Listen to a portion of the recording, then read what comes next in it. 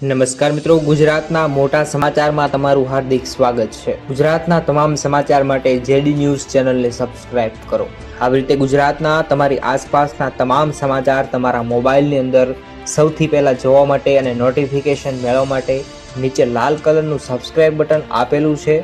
JD news ચેનલને subscribe કરી નાખો અને બાજુમાં આપેલા બેલને પ્રેસ કરો, જેથી તમને દરેક નોટિફિકેશન સૌથી પહેલા મળી જશે અને દરરોજના નવા સમાચાર તમારા મોબાઈલમાં જોવા મળશે।